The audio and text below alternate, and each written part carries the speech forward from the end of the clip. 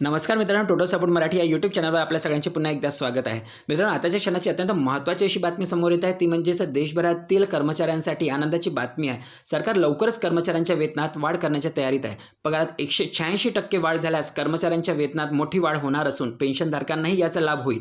या अपडेटविषयी सविस्तर माहिती घेऊया. तत्पूर्वी मित्रांनो, जर आपण या चॅनलवर नवीन असाल आणि आपणास जर हा व्हिडिओ आवडला तर नक्कीच लाईक कराल आणि टोटल सपोर्ट मराठी या यूट्यूब चॅनलला अजूनपर्यंत सबस्क्राईब नसेल तर सबस्क्राईब करून बेल आयकॉन नक्की दाबा मित्रांनो.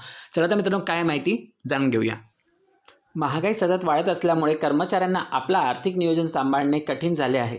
कर्मचाऱ्यांच्या मागणीनुसार केंद्र सरकारने अलीकडेच मोठा निर्णय घेतला आहे. या निर्णयाचा परिणाम कोट्यवधी कर्मचाऱ्यांच्या जीवनावर होणार आहे. सरकार लवकरच 8वा वेतन आयोग लागू करण्याची शक्यता आहे.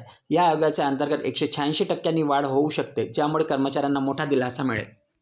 अर्थमंत्री निर्मला सीतारामन यांनी अलीकडेच एक बैठक घेतली होती. या बैठकीत विविध क्षेत्रातील कर्मचाऱ्यांच्या संघटनांच्या सदस्यांना सहभागी करून घेतले होते. या बजेटपूर्वी बैठकीत 10 केंद्रीय ट्रेड युनियन आणि भारतीय मजदूर संघालाही सामावून घेण्यात आले होते. या बैठकीत 8वा वेतन आयोग स्थापन करण्याबाबत चर्चा झाली. केंद्रीय कर्मचारी पगारवाढ आणि इतर लाभासंदर्भातही मागण्या मांडल्या गेल्या. जर सरकार या मागण्या मान्य करते तर 8वा वेतन आयोग स्थापन केला जाऊ शकतो. केंद्रीय कर्मचाऱ्यांचे वेतन दर 10 वर्षांनी नव्याने पुनरावलोकन करून नवीन वेतन आयोग लागू केला जातो. 7वा वेतन आयोग केंद्र सरकारने 28 फेब्रुवारी 2014 रोजी स्थापन केला होता. त्यानंतर 2016 मध्ये या आयोगाच्या शिफारसी लागू करण्यात आल्या. 31 डिसेंबर 2025 रोजी या आयोगाला 10 वर्षे पूर्ण होतील. त्यामुळे या वर्षाच्या अर्थसंकल्पात 8व्या वेतन आयोगाची घोषणा होण्याची शक्यता कर्मचाऱ्यांना आहे. मात्र या संदर्भात अद्याप कोणतीही अधिकृत घोषणा झालेली नाही. 8वा वेतन लागू झाला तर फिटमेंट फॅक्टरच्या आधारे पगारात वाढ होईल. सध्या केंद्रीय कर्मचाऱ्यांचे किमान मूळ वेतन 18,000 रुपये आहे, जे 186% वाढून 51,480 रुपये होऊ शकते. तसेच पेन्शनधारकाचे मासिक पेन्शन 9,000 रुपयांवरून 25,740 रुपये होण्याची शक्यता आहे. त्यामुळे कर्मचाऱ्यांना मोठा लाभ होईल. फिटमेंट फॅक्टर म्हणजे काय?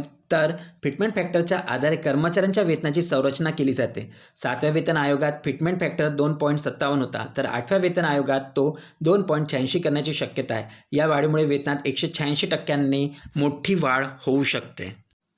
या संदर्भात कर्मचारी संघटनांचे काय म्हणणे आहे तर पाहूया. सरकारी कर्मचारी आणि त्यांच्या प्रतिनिधी संघटनांची 8व्या वेतन आयोगासाठी मागणी लावून धरली आहे.